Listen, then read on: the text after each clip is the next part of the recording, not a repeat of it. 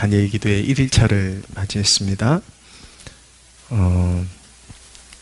이 기간 동안에 수요일에 나누던 창세기 본문을 계속해서 이어서 살펴보겠습니다. 1절에 보시면 하나님이 노아와 그의 아들들에게 복을 주시며 그들에게 이르시되 생육하고 번성하여 땅에 충만하라 라고 말씀하셨습니다.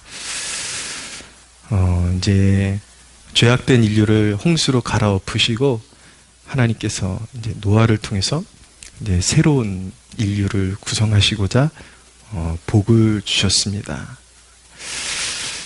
복이라는 게 뭘까? 복이라는 것이 사실은 정의를 내리기가 참 어렵습니다.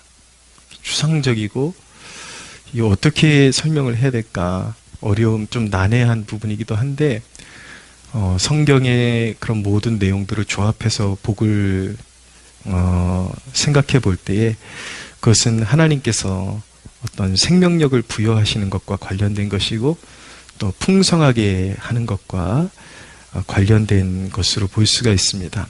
복과 가장 유사한 다른 언어를 찾으라 그러면 은혜가 될 것 같습니다. 은혜. 하나님이 호의를 베푸시는 것. 사실 이 복에 대해서 이 복이라는 것이 우리에게 절대적으로 필요한 요소인데 한국교회 안에서는 이 복이라는 단어가 이제 어떤 무속적인 용어 이런 것들하고 이렇게 의미가 혼재되면서 복이 마치 나쁜 것처럼 그렇게 이렇게 알려지기도 해 있습니다. 그런데 여러분, 저는 참 복을 사모합니다. 하루도 하나님의 복이 없이는 살 수가 없습니다. 제가 늘 강단에서 왜 이 좋은 용어를 설교자들이 진짜 복의 의미를 알려주면 되지, 왜 꼭 설교단에서 복이 나쁜 것처럼 잘못된 것처럼 그렇게 설명을 하는지 저는 도저히 이해할 수가 없어요. 여러분, 사실 생각해보면 하나님의 복이 없는 곳이 없습니다. 예수 믿지 않는 사람들에게도 하나님은 복을 주십니다. 그들이 복을 받아서 생육하고 번성하고 나름대로 열심히 일하면 또 결실을 얻기도 하고, 그것이 무엇이냐면 하나님은 자비의 하나님이시기 때문에 해를 선인과 악인에게 비추시듯이 기본적으로 사람들이 누릴 수 있는 복을 모든 사람들에게 비추어 주십니다. 그런데 다른 것이 있다면 세상 사람들은 하나님의 복을 받아서 자기의 욕심대로 살아가고 하나님의 복을 욕되게 사용하는 것이죠. 하나님을 찾지 않고 하나님의 이름을 욕되게 하는 것이 다른 것입니다. 그리고 결국 그들이 받은 복으로는 영원을 누릴 수가 없습니다. 한시적으로 허락된 것이고 살아있는 동안에 회개하지 않으면 그들이 받는 복은 영원하지 않습니다. 한순간에 끝나게 되어 있습니다. 근데 믿는 자에게는 단순히 그런 외향적인 것만 잘 되는 복이 아니라 영적인 복을 주시죠. 그래서 전인격이 하나님 안에서 성장하고 이렇게 번성할 수 있도록 그렇게 복을 주시는 것입니다. 여러분, 철이 없으니까 복을 나쁜 것으로 보죠. 복이 없다면 어떻게 되는지 아세요, 여러분?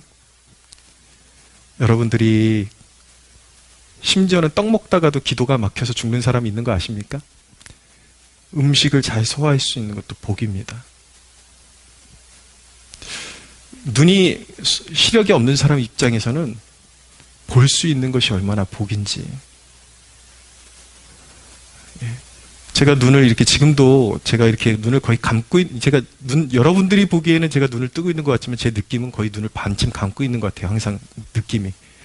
그럼 평소에 평범하게 사물을 바라볼 수 있었다라는 것이 얼마나 복인지 새삼 깨닫게 됩니다. 밥을 먹고 소화시킬 수 있는 것, 걸어 다닐 수 있는 것, 오늘 아침에 나갔다가 무사히 귀가할 수 있는 것, 신선한 공기를 들이마실 수 있는 것, 오늘 하나님께서 조금 뭔가 그래도 성과를 주셔서 맛있는 것 한번 사 먹을 수 있는 것, 여유를 주신 것, 그런 무수한 복을 우리가 받아 누리면서도 복이 아니래요. 그럼 복이 아니면 뭐예요, 그럼? 그 복이 없으면 어떻게 살 건데요? 복이 없으면 당장이라도 여러분 우리는 오늘을 기약할 수가 없습니다. 오늘 밤 무슨 일이 일어날지 알 수 없습니다. 여러분 주신 복을 한번 세워보십시오. 오늘도 하루를. 인간이 괘씸한 것은 복을 받고도 복인 줄 모르는 게 괘씸한 것입니다. 사실은. 오늘 여러분들 하루를 살아왔던 그 쭉 과정을 생각해 보세요. 받은 복을 세워보아라 라는 말씀이 있는데 얼마나 받은 복이 많은지요. 위기에서 건져주시고 또 좋은 사람 만나서 교제하게 하시고, 네. 또 우리는 말씀 묵상할 때 은혜 주시고, 이런 것들 하나하나. 아직도 좋은 가족이 있고 받은 복이 얼마나 많은데요. 우리는 하나님 앞에 정말 받은 복에 대해서 늘 감사할 줄 아는 그런 선한 마음을 가진 하나님의 자녀 되어야 할 줄로 믿습니다. 근데 하나님께서 그렇게 복을 주시는데 어떤 복을 주시는가? 1절에 보시면 생육하고 번성하여 땅에 충만하라. 그러니까 하나님의 자녀들에게 결실하는 복을 하나님은 주십니다. 하나님의 자녀들은요, 하나님과 관계를 올바로 맺으면 결실하는 복을 주십니다. 시편 144편 15절에 보면 여호와를 자기 하나님으로 삼은 백성은 복이 있도다 라는 말씀이 있습니다. 하나님과 친밀하게 지내고 하나님과 연합하여 살면 영적으로 완전히 죽어있던 그 삶이 깨어나기 시작하고 열매 맺는 삶으로 변화되게 됩니다. 요한복음 15장 5절에 보면 나는 포도나무여 너희는 가지니 그가 내 안에 내가 그 안에 거하면 열매를 많이 맺는다라고 예수님께서 말씀하고 있습니다. 우리는 한때 열매 맺을 수 없는 죽은 가지였는데 그리스도께로 접붙임을 받아서 열매 맺는 가지가 된 것입니다. 믿으십니까? 근데 이제 문제는 뭐냐면 아무리 봐도 내가 복을 받은 사람 같지를 않아요. 하는 일마다 시원찮고 잘 안 되는 것 같고, 이렇게 하면은 하나님이 복을 주신다 그래서 나름대로 막 순종해봤는데 뭐가 잘 되는 건지 잘 모르겠다라는 그런 이제 질문들을 이렇게 많이 받게 됩니다. 근데 여러분, 복이라는 개념을 지금 당장에 경험하는 어떤 성공의 개념으로만 보니까 의심이 생기는 것입니다. 하나님이 주시는 영적인 복은 우리로 하여금 죄를 이기고 옛 자아를 이기고 생명을 나누는 삶을 살게 하는 것입니다. 한 개인에게 정말 비참해지고 열매 맺을 수 없고 날마다 자살을 생각하던 그 한 개인에게 예수의 복음이 들어오면, 주님과 연결이 되면 새 소망이 그의 삶 가운데 차고 넘치게 되는 것입니다. 늘 비통함과 그런 어떤 어두운 그런 어떤 말들, 어두운 열매들을 쏟아내던 그 한 영혼이 그리스도께로 접붙임을 받게 되면 마음의 소망이 넘치게 되는 것입니다. 그게 정상입니다. 그래서 사랑의 열매를 맺게 되고 생명을 나누는 열매를 맺게 되는 것입니다. 할렐루야. 예. 그렇지만 그 과정은, 생명의 열매를 맺게 되는 그 과정은 생육하고 번성하리라는 축복을 주셨는데, 그 말씀이 잘못된 게 아니라 반드시 그렇게 되는데, 그 과정에는 고통이 있는 것입니다. 연단이라는 게 있는 것입니다. 그거를 통과하지 않으면 결코 열매 맺을 수 없는 것입니다. 그리고 우리는 당장의 어떤 내 눈에 보이는 가시적인 것들이 막 올라오고 잘 되기를 바라지만, 하나님의 역사는 오묘해서 계속 풍파가 끊이지 않는 것 같은데, 믿음의 눈으로 보면 하나님이 움직이시는 역사가 보이기 시작합니다. 그러면 전혀 기대하지 않았던, 내가 믿음으로 뿌렸던 그 모든 것들이 헛되지 않고 여기저기서 생명의 역사가 자라나고 있구나라는 것을 보게 되는 것입니다. 틀림없습니다, 여러분. 여러분들도 그런 하나님의 역사를 보게 해주십시오라는 마음으로 여러분들이 헌신하고 수고한 것들에 대해서 쭉 시간을 갖고 한번 지켜보십시오. 그것을 순종함으로 해서 내가 당장에 지금 뭔가 막 그런 어떤 세상적인 그런 어떤 축복들이 막 커진 것은 아닌 것 같이 보인다 할지라도, 내가 그 어려운 순간에도 믿음을 가지고 씨를 뿌렸던 그 헌신과 그 모든 것들이 예상치 못한 어떤 열매들로 생명력으로 역사하고 있다는 것을 보게 될 것입니다. 반드시 그렇게 될 것입니다. 할렐루야. 그러니까 그 복에 대한 관점이 우리가 좀 변화되어야 되고, 많이 변화되어야 되고, 하나님의 그러니까 역사를 볼 때에 내가 육의 눈으로 보던 그 역사가 아니라 영의 눈으로 보는 하나님이 일하시는 하나님의 역사를 볼 줄 아는 눈이 열리면, 하나님은 반드시 믿는 자와 함께 하시고 그를 통해서 놀라운 열매들을 맺게 하신다라는 것을 발견하게 됩니다. 반드시 그렇게 됩니다. 여러분, 하나님은 무언가, 민족도 그렇습니다. 나라도, 망한 나라도 하나님께서 고치기 전에 먼저 믿음을 주십니다. 그리고 소망을 주십니다. 이 우리나라 역사도 보면, 우리나라 역사가 하나님이 이루신 그 놀라운 역사와 맞물려 있는데, 이 조선이라는 나라가 패망해 갈 때에 하나님께서 새로운 나라에 대한 이제 소망을 주시죠.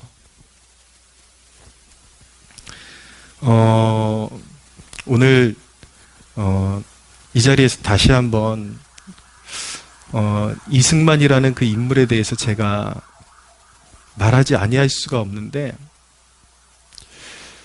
거듭거듭 말씀드리지만 저는 정치 얘기를 하는 것이 아닙니다. 하나님께서 이 땅에 행하신 하나님의 발자취를 저는 이야기하고 싶은 것입니다. 무슨 정치인, 무슨 소위 빠라 그러죠. 그런 거 아닙니다.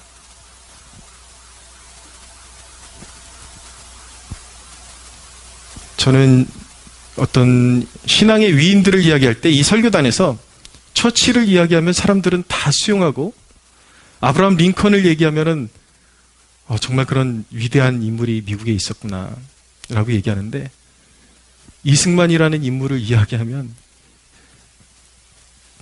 역적이 되는 이 대한민국의 분위기가 좀 너무 심각하다라고 생각을 합니다. 하나님이 그 일대기를 여러분들이 읽어보면, 저는 그렇습니다. 저는 읽어보면 처칠도 이런 인물이 다 있었네, 아브라함 링컨도 이런 인물이 다 있었네, 대단하다라는 그런 느낌을 갖지만, 정말 이승만이라는 사람의 일대기를 읽었을 때의 그 오는 감동과는 전혀 비교할 수가 없었습니다. 우리 민족에게 이렇게 놀라운 인물을 일으켜주시고, 그것도 신앙의 인물을 일으켜주셨는데, 왜 남의 그런 위인들은 설교단에서 이야기해도 되는데, 우리나라에 일으켜주셨던 그 하나님과 동행했던 그 위인의 이야기를 강단에서 하면 안 되는 것일까? 저는 우리나라가 이 인물에 대해서 재발굴하고 특별히 기독교인들이 재발굴하려고 힘써야 된다고 생각합니다. 지금 외제 좋아할 때가 아니에요. 그러니까 그 이야기는 무엇이냐면 처칠도 좋고 링컨도 좋지만 이승만이라는 그 인물을 통해서 대한민국이라는 나라를 일으키시는 그 놀라운 역사를 우리가 한순간도 잊어서는 안 돼요. 이거는 그냥 정치인 얘기가 아니라 대한민국이 어떻게 시작된지 이야기하는 것입니다. 하나님이 대한민국을 어떻게 일으키셨는지 그것을 이야기하는 것입니다.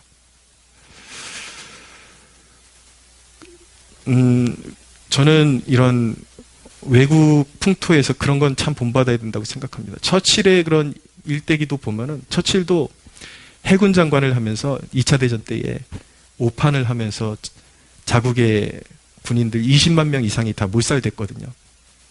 그래서 이제 해군 장관에서 물러나고 완전히 수치와 오명을 쓰는 그런 역사를 처칠도 가지고 있지만 그럼에도 불구하고 지금 영국인들에게 가장 존중하는 위인이 누구냐 그러면 빠지지 않는 인물이 처칠입니다. 왜냐하면 그에게 그런 오류가 있었고 흠결이 있었지만 2차 세계대전이라는 그 특수한 상황 가운데 그 인물이 아니었으면 안 되는 그런 특수성을 모든 사람들이 알고 인정을 하는 것이죠. 그런 어떤 시대적인 맥락에서 한 인물이 평가되어야 되는 것인데 우리나라는 너무 안타까워요. 어떤 이념에 의해서 너무나도 귀하게 쓰임받은 한 인물이 완전히 역적이 돼버린 이승만이라는 인물에 대해서 큰 오해가 무엇이냐면 친일 행각을 했다 그러는데 여러분 지금 그 빼도 박도 못하는 역사적인 자료가 다 남아 있습니다. 이승만이 끊임없이 미국에 거류하고 하와이에 거류하면서 반일운동하고 계속해서 항일운동을 했던 그 기록이 그대로 남아 있고 심지어는 항일 메시지를 노골적으로 전하다가 그 메시지 때문에 그 메시지를 전한 방송국의 관련자들이 십수명이 일제에게 끌려가서 목숨을 잃고 고문을 당하고 그런 일들이 있고요. 이승만이 저술했던 책 중에 재팬 인사이드 아웃이라는 책은 너무나도 너무 유명하게 알려져 있는데 이미 미국이 어떤 정보력으로도 캐치하지 못한 것. 그 책의 재팬 인사이드 아웃의 내용은 무엇이냐면 일본은 전쟁에 미친 그런 제국이기 때문에 제국주의이기 때문에 물불 가리지 않고 이제 미국으로 이제 침범에 들어온다. 반드시 미국을 공격할 것이다. 당시만 해도 외교적으로 일본하고 미국하고 약간의 그런 우호적인 그런 분위기가 있어가지고 전혀 믿지를 않았죠. 전혀 믿지를 않았는데 그 책의 내용대로 얼마 안 있다가 이제 일본이 진주만을 이제 폭격하면서 큰 전쟁이 일어나게 됩니다. 우리나라가 망했을 때에 선교사님들이 이승만에게 사형수였거든요.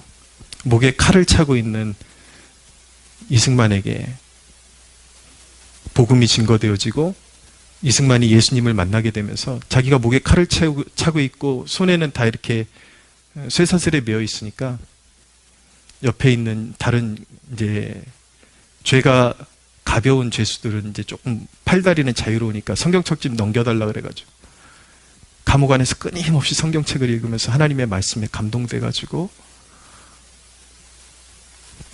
거기서 간수와 같이 이렇게 죄수들 40여 명을 다 회심시킵니다. 거기서 이제 망해가는 조선의 그 끝자락에서 이승만이 하나님과 교제를 나누면서 대한민국 건국에 대한 비전을 거기서 받게 되는 것입니다. 이거는 그냥 어떤 기독교, 그 이승만을 미화시킨 그런 어떤 기독교 매체에서 다룬 내용이 아니라 일반 매체에서 다룬 내용이에요. 이승만의 일생의 대한민국 건국을 위해서 그가 준비했던 두 가지 모토가 무엇이냐면 대한민국을 세우면서 첫째는 근대화된, 이제 완전히 신식문물을 다 받아들여야 된다. 첫째, 완전히 개혁된 대한민국을 만들 것이다라는 거고, 두 번째는 무엇이냐면 예수 믿는 대한민국 만들어야 된다. 차별과 가난과 흑암이 가득한 이 조선 땅 가운데 완전히 문물을 개혁시키고 예수 섬기는 나라로 바꿔야 된다. 그 꿈과 비전을 가지고 이제 해방이 되면서 이 나라에 와서 그 인물을 통해서 대한민국이라는 나라가 건설되게 된 것입니다. 말씀드리고 싶은 것은 무엇이냐면 망한 나라도 하나님께서 일으키시는데 먼저 믿음의 사람을 일으키시고 재건에 대한 꿈과 소망을 그 인물들에게 주시고, 지금 무슨 설교하는지 아시겠습니까? 하나님은 생육하고 번성하게 하시는 분인데 그 비전을, 하나님이 주신 비전을 받던 믿음의 선조들이 가난과 쫓김과 수모와 이런 것들을 감내하면서 세운 나라가 대한민국인데, 그들은 그 비전을 가지고도 끊임없이 수고와 고생을 아끼지 않았지만, 보세요. 그들은 수많은 고통과 고난을 겪어야 했지만 우리 믿음의 선조들은 지금 하나님의 말씀이 틀린지 보십시오. 믿음을 주시고 하나님 나라의 비전을 주신 믿음의 선조들의 땀과 노고를 통해서 이 대한민국이라는 나라가, 여러분 지금 우리가 누리고 있는 이 자유, 예배의 자유, 번화하는 사회, 이것이 그냥 얻어진 것이 아닙니다. 하나님이 주신 비전과 그 누군가의 고난을 감내하는 그 믿음 때문에 결국은 이 나라가, 우리가 지금 이렇게 안전하고 예배의 자유를 누리는 이 사회 속에서 살고 있는 것입니다. 거부할 수 없는 것은 무엇이냐면 하나님의 말씀은 진실하다라는 것입니다. 누구든지 그 말씀을 받아서 썩어지면, 미랄이 되면 반드시 거기서 번성하고 생명이 풍성하게 되는 그런 놀라운 열매들로 언젠가는 드러나게 돼 있는 것입니다. 저는 소망합니다. 우리 교회가 영적으로 어쩌면 가장 겉으로는 번화한 것 같은 그 시대에 살고 있지만, 이 땅의 젊은이들이 소망이 어디 있는지 몰라서 마약과 술 취함에 휘청거리고 있는 이 시대 가운데 하나님께서 우리 교회를 축복해 주셔서 이 어두운 시대를 부욕해 하는 교회로 세워주실 것을 하나님 앞에 간구합니다. 할렐루야.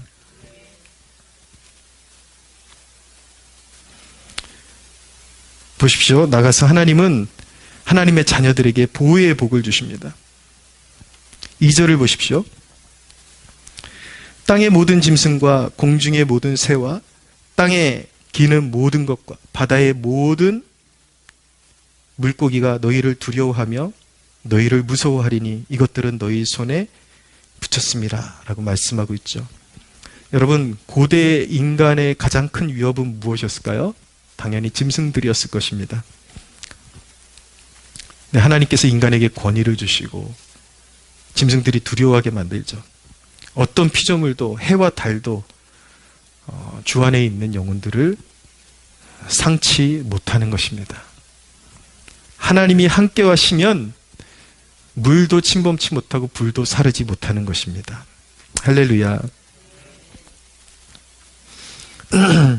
근데 요즘 세대에 이 본문이 요즘 세대에 주시는 경고도 있습니다. 타락의 징조가 무엇이냐면 사람과 동물의 그런 어떤 존엄의 위치가 바뀌는 거예요. 동물을 너무 사랑하게 되면 동물 사랑이 숭배가 되어서는 안 되는 것입니다. 하나님은 인간에게 번성하라고 말씀하셨는데 이 세대의 특징은 무엇이냐면 이제는 아이를 갖는 것은 불편하니까 아이를 될 수 있으면 안 가지려고 그러고 대체하는 것이 무엇이냐면 동물을 키우려고 하는 것입니다.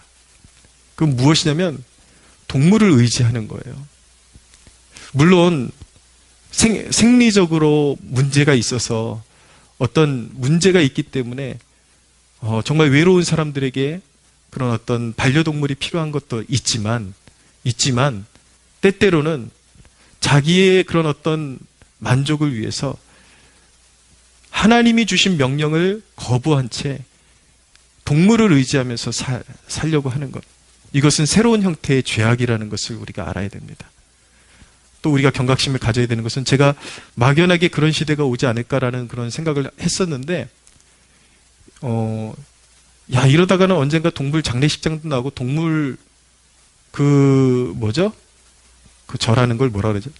제사도 나오겠다라는 생각을 했는데 정말 동물 이제 장례식장이 생겼더라고요. 반려동물 장례식장이 생겨서 아마 지금 우리가 몰라서 그렇지 그런 사람들 분명히 있을 것 같아요. 자기 동물 사진 찍어놓고 음식 차려놓고 절하는 사람들 분명히 있을 것 같아요.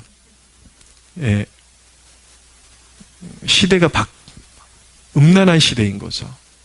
하나님은 다스리라 그러셨고 다스리는 복을 회복시켜 주셨고 모든 상황 가운데 모든 피조물로부터 보호를 해주시겠다고 약속하셨는데 인간이 피조물을 의지하고 짐승을 경배하는 이런 죄악들. 우리 그리스도인들이 이 시대적인 흐름을 깨닫고 먼저 그런 흐름에 참여하지 말아야 되는 것입니다. 할렐루야. 자, 이제 마지막으로 보면은 하나님께서 인류에게 원하시는 한 가지가 있었는데 그것이 무엇이냐면 복을 받은 인류가 서로 생명을 존중하기를 원하십니다. 오늘 말씀에 보면은 이제 하나님께서 3절에 보면은 이제 동물을 먹이로 주십니다. 음식으로 주십니다.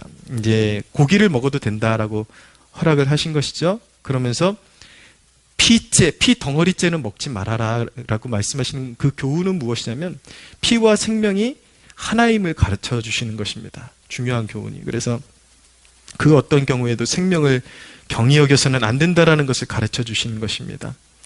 또 왜 피를 그렇게 부각시키냐면 바로 우리의 죄를 위해서 예수님께서 이루신 그 속죄의 제사가 피 흘림을 통해서 이루어질 것을 예표하는 것이기 때문에 그렇게 피를 함부로 해서는 안 된다라고 그렇게 말씀하고 있는 것입니다. 오늘 말씀에 보면 사람의 피를 절대로 흘리지 말아라. 6절에 보면 다른 사람의 피를 흘리면 그 사람의 피도 흘릴 것이다 라고 말씀하십니다. 사람의 피를 흘린 자는 반드시 피를 흘리게 하셨습니다. 왜냐하면 인간은 함부로 죽일 수 없는 존재예요. 왜냐하면 하나님의 형상이기 때문에 그렇습니다. 여러분, 피를 흘리면 반드시 피 흘림으로 대가를 받게 되어 있습니다. 2차 대전 때의 독일의 가장 악랄했던 사람 중에 하나가 맹겔레라는 사람인데 이 사람 담당이 뭐였냐면 생체 실험하는 사람이었어요. 전쟁 끝나고 나서 이 사람이 무사히 그 남미 쪽으로 도망친 것 같았는데 그 사람의 인생의 결말이 어떻게 됐냐면 결국은 비참하게 죽어서 남미 어느 나라의 그 의과대학에서 그 의대생들이 실험하는 표본으로서 그 시체가 그렇게 이제 사용이 됩니다. 그 영혼은 지옥의 밑바닥으로 떨어지고 그 육신도 처참하게 그렇게 망하게 되는 것이죠. 결코 사람에게 함부로 해서는 안 되는 것입니다. 사람의 생명을 경히 여겨서는 안 되는 것입니다. 그렇기 때문에 하나님께서 믿는 자들에게 요구하시는 것은 무엇이냐면 그리스도인들은 생명 존중의 가치를 실현해야 되는 것입니다. 항상. 하나님을 경외하지 않는 자들은 생명을 경시하게 되어 있습니다. 전쟁통에도 보면요. 하나님을 경외하는 민족과 하나님을 경외하지 않는 민족의 그 포로를 다루는 습관은 판이하게 다릅니다. 옛 일제가 이 민족에게 행한 것, 중국인들에게 행한 것 보십시오. 얼마나 잔악하게, 심지어는 기사에 포로 목베기 대회까지 있더라고. 그렇게 잔악한 인간들이었어요. 독일 가스실에 넣어가지고 사람 죽이고 생체 실험하고 다 마찬가지. 하나님에 대한 경외감이 없는 자들은요, 그런 짐승만도 못한 짓을 하는 것입니다. 근데 이런 전쟁 포로에 대한 인권도 사실은 기독교 국가들로부터 비롯된 것임을 우리가 눈여겨봐야 합니다. 이것이 바로 이런 것이 기독교인이 사회 곳곳에서 어떠한 역할을 감당해야 되는지 단면을 보여주는 것입니다. 우리는 사회 속에서도 그 어느 곳에서도 정말 생명이 존중될 수 있는, 요번에 이제 이스라엘과 하마스의 그런 전쟁 중에도 우리는 가닥을 어떻게 잡고 기도를 해야 되냐면, 하마스는 테러 집단이죠. 테러 집단인데 그들도 생명을 어떻게 다루는지 보면은 그들이 테러 집단이라는 것을 식별하는 것은 어렵지 않죠. 그러나 그 가운데서도 이스라엘이 그런 하마스를 그런 이제 진멸하는 그 과정 가운데도 생명 존중의 가치가 지켜질 수 있게 해달라고 우리는 기도해야 하는 것입니다. 전쟁이기 때문에 모든 것을 다 막을 수는 없지만 그들에게도 하나님의 마음, 하나님의 형상으로 지어진 인간을 사랑하시는 하나님의 마음을 이스라엘 백성들도 받고, 그래서 그 전쟁 가운데 민간인들의 피해가 최소화될 수 있도록 우리는 기도하고, 빨리 전쟁이 종식되고, 그 모든 것들이 종식되고 서로 화합할 수 있는 유일한 길은 더디더라도 한 가지밖에 없습니다. 예수의 피밖에 없습니다. 할렐루야. 십자가의 복음. 그래서 우리는 더디더라도 계속 기도하면서 생명을 위해서, 생명 보존을 위해서 기도하면서도, 우리가 우리가 지금 당장 이스라엘 가서 어떻게 할 수 있는 선교사가 될 수 있는 건 아니지만, 그 마음을 가지고 우리가 있는 자리에서 적대적인 세상이 하나 될 수 있는 길은 오직 예수 복음, 원수를 사랑하라고 말씀하시는 그 복음 외에는 없다라는 걸 깨닫고 우리는 복음 전파에 힘써야 할 줄로 믿습니다. 정리하겠습니다. 7절을 보십시오. 다시 한번 7절 같이 한번 읽어볼까요? 시작. 너희는 생육하고 번성하여 땅에 가득하여 그 중에서 번성하라 하셨더라. 아멘. 하나님의 자녀들에 대한 기대, 사명이 여기 등장하는 것입니다. 우리 주 예수 그리스도는 생명을 풍성하게 하기 위해서 오신 분이십니다. 사랑하는 여러분, 여러분들 모두 생명을 풍성하게 하는 복의 근원 되시기를 축복합니다. 여러분들 가정도 번성의 복을 누리시기를 축복합니다. 여러분, 생명을 낳는 일은 고된 일입니다. 당장에 그런 걸 한다 그래서 우리가 잘 되는 것도 아니고 부흥하는 것도 아니지만 해야 합니다. 주일날 말씀드린 것처럼 은혜와 진리교회, 우리가 그 교회, 지금 성도 한 명도 없는 교회지만 그래도 우리가 그 임대료라도 담당하기를 원하는 그 마음은 무엇이냐면, 교회 하나가 세워질 때 귀한 생명들이 거기서 일어날 수 있기 때문인 것입니다. 그것을 보고 우리는 심는 것입니다. 사랑하는 여러분, 비록 지금 수고하고 헌신하고 있지만 현실이 어려워도 여러분이 뿌린 그런 영적인 생명의 씨가 헛되지 않음을 볼 수 있는 눈을 소유하시기를 축복합니다. 곳곳에서 하나님의 일하심을 보게 되는 여러분들 되시기를 축복합니다. 믿음을 가지고 낙심치 말며 생명을 풍성케 하는 선한 일을 멈추지 않는 주의 백성들 되시기를 주님의 이름으로 축원합니다.